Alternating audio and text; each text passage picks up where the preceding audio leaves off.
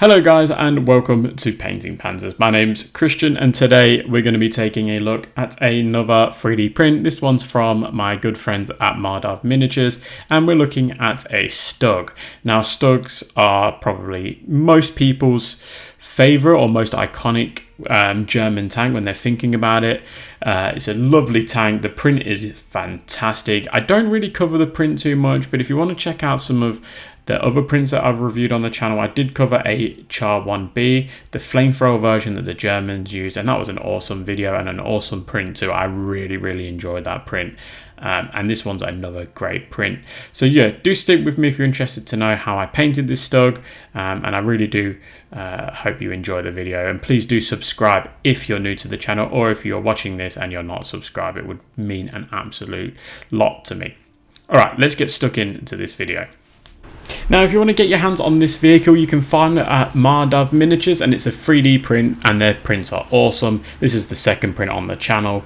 The Stug in question is only £12 and 20mm, so it's a really good price. Now, I have shown this print before. We were checking out the Mobis airbrush from Galari. It's the premium airbrush. It's a fantastic airbrush. If you haven't checked that video out, please do. It's really worth picking up if you're in the market for a new airbrush. So to start off with, I'm going to be getting my Tamiya paints out. I love Tamiya paints for airbrushing, and I'm going to use a dark yellow 2 from Tamiya. This is perfect for a base late war German yellow. It's much better than their original dark yellow. That was actually really dark. The dark yellow 2 is perfect, especially for smaller scale models like the 20mm range. I always apply it in a palette, and then I apply some Tamiya thinners to the mixture as well until you get quite a runny substance.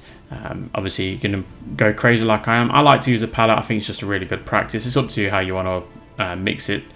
And then I set my airbrush up at 1 bar or 15 psi, and I just apply a light coat over the top of that black primer. That black primer is a Tamiya spray can as well. So I do like my Tamiya rattle cans and Tamiya paints for airbrushing, but we'll look at Vallejo paints in terms of painting the tools and stuff later on.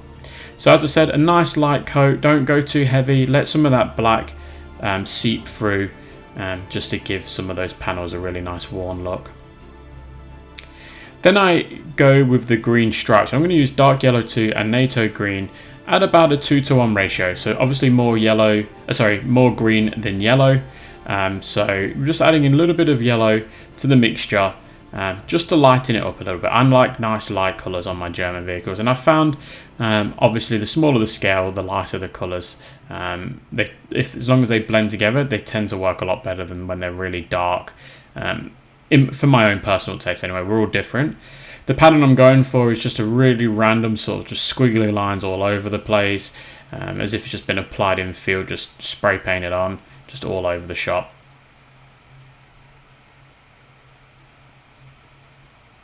Now I repeat the process, but this time with red brown, so the same amount of mixture with that red brown, and I'm following the exact same sort of pattern. So I'm just doing random brown lines, trying not to follow the other lines, but overlapping. So I'm cutting through different lines and such.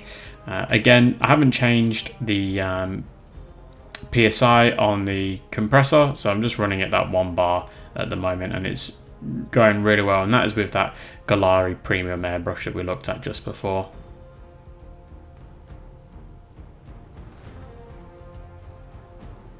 I tend to give my models about 24 hours to dry, and then I apply a gloss varnish. I use semi-gloss from Tamiya. I just find that works best. This is going to be great for the panel line wash from Tamiya as well. It's an enamel wash, so that's why you want to make sure that you're giving it a really nice coat of gloss varnish, just to protect that paintwork, but also give that wash a nice flat surface to work with. Now I'm absolutely coating this model in this wash. This is a practice I really don't like doing. I hate when I apply a lot of wash, but because it's got Zimmerit all over it, I really want it to soak in all that Zimmerit. So I'm going a little bit harder than I usually would, and you're going to have something that looks like this. Very dark, very dirty, and something that needs a really good tidy up, which we're going to do in just a moment. So don't be disheartened if you look at it and going, oh my god, it's dirty. We'll fix that up, no problem at all. So in order to fix it up, I'm going to use some Abteilung 502 oilless thinners, and I'm going to use some cotton buds as well. You can use a rag, whatever you want to use, cotton buds or brush, and then you can see here, zoomed in, I've got a tiny little bit of thinners on there, and I'm just wiping away the excess. You probably want to give that enamel wash about half an hour to dry, maybe 15 minutes. This Tamiya wash dries very, very quickly, and sometimes if it's left on for too long, it can be a bit of a pain to get off. So get that cotton bud and just work it around nice and slowly, and just clean it up where you think it needs to be cleaned. You can tell obviously in the top there's lots of panels and such that need just a little bit of work.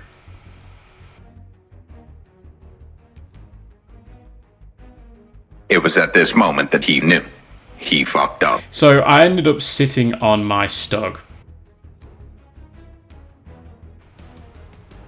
So black grey is what I'm going to go with for the road wheels once that's dried. We don't need to know any more about how I managed to sit on it. It was a complete lapse of concentration, but there was a lot of battle damage, so I've had to do some repairs. Unfortunately, I didn't film it because I was just ripping my hair out at the time, or what little hair that I have. So yeah, don't sit on your models, guys, is the moral of the story.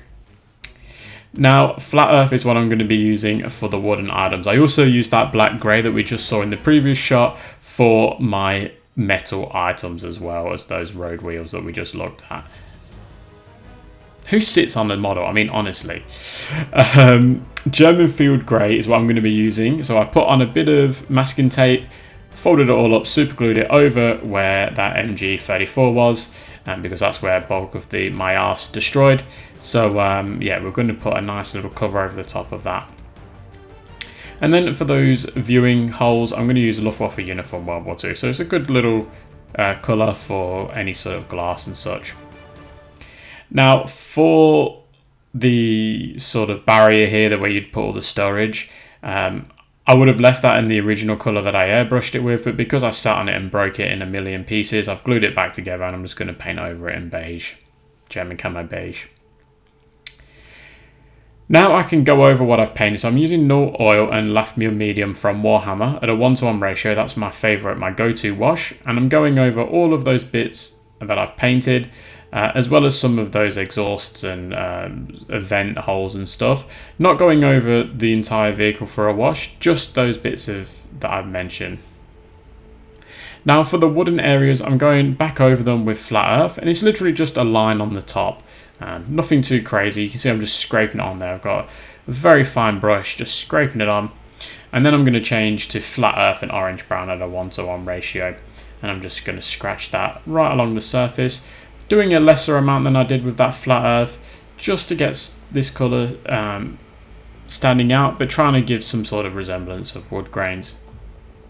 And then if you want to go really crazy, you can add some orange brown, but you can see here I'm adding very little orange brown across the top of that wooden area. And again, just scratching it on. There's very little paint on the tip of that brush, so just bear that in mind. Now I'm using black grey for the metal areas. I'm not going over the road wheels because I haven't done anything with them, but the metal areas did get a wash, so we have to go over those. And then I'm going to use black grey and basalt grey at a 1:1 ratio, just to give them an additional lighter colour over the top.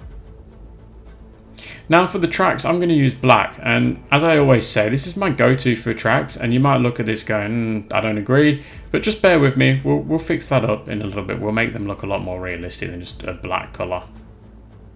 Some of the tracks also took a lot of damage when I sat on the vehicle, so there was a bit of work to do to bring this one back to life, which is a bummer, but I think it hasn't come out too bad at all.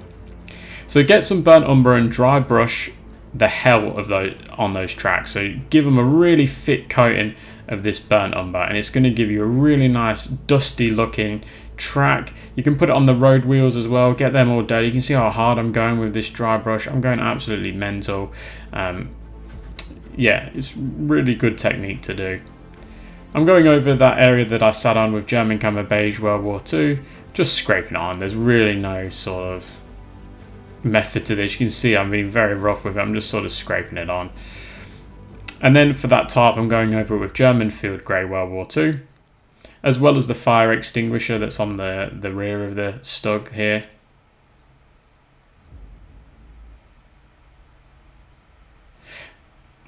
Once that's on, I'm going to go over those glass areas with Luftwaffe Uniform World War II. Just adding in a nice little line across each bit there.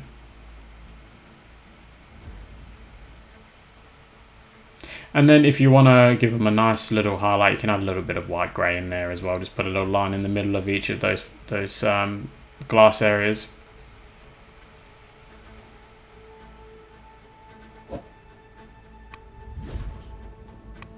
So I wanted to add some pigments to this vehicle. So I'm going to be using the pigment set from Vallejo. I'm just going to grab a sort of earth colour, and then I'm going to use a pigment binder for that one.